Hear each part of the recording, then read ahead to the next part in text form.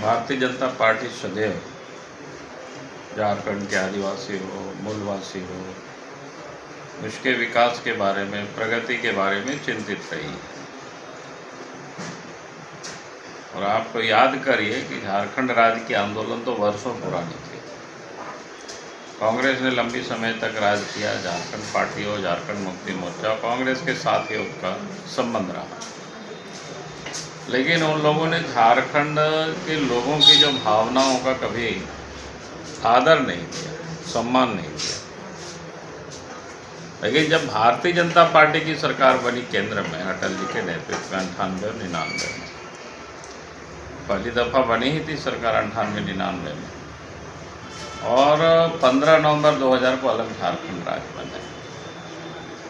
तो कहने का अर्थ है कि झारखंड की जनता की, जो यहाँ के आदिवासी है, मूलवासी है, जिसको कहते हैं, अगर उसकी भावना का किसी ने सम्मान दिया, आदर दिया, तो वो भारतीय जनता पार्टी ने दिया।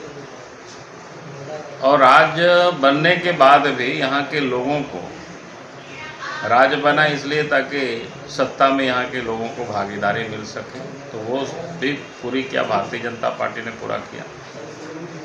फिर सरकारी सेवाओं भी यहाँ के लोगों को उचित प्रतिनिधित्व मिले, उसके लिए जब पहली सरकार बनी बीजेपी के नेतृत्व में, संयोग था कि अमी राज्य के मुख्यमंत्री थे, तो उस वक्त भी हम लोगों ने स्थानीय और नियोजन नीति लाए, जिसमें से,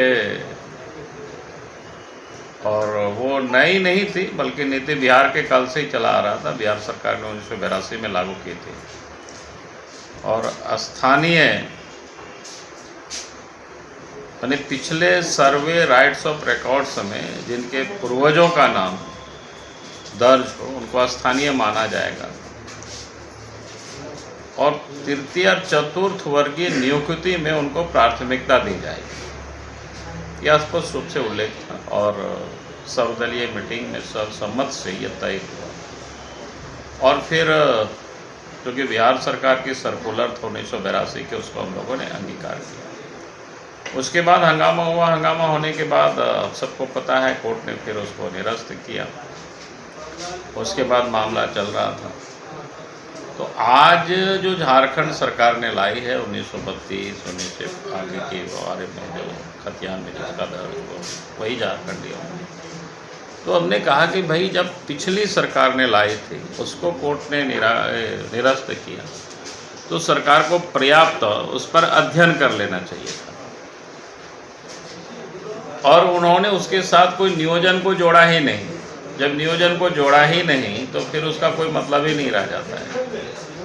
बेसिक चीज़ तो है कि नियोजन से जुड़े, तो नियोजन से तो कुछ किया ही नहीं। तो वो राजनीति उन्होंने अधिक किया है, क्योंकि मुख्यमंत्री को पता है कुछ एक दिनों में किसी न किसी दिन उनकी कुर्सी चली जाएगी मुख्यमंत्री की।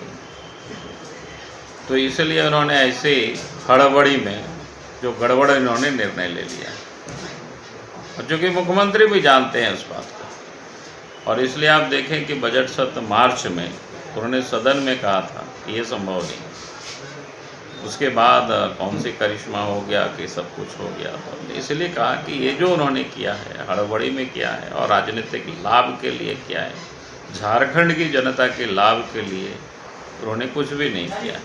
झारखंड की जनता की लाभ का तो कभी भी कोई भी अगर पार्टी करती है तो भारतीय जनता पार्टी करती है। भविष्य में सर आप मुख्यमंत्री बनेंगे तो सबसे पहले क्या करना चाहेंगे?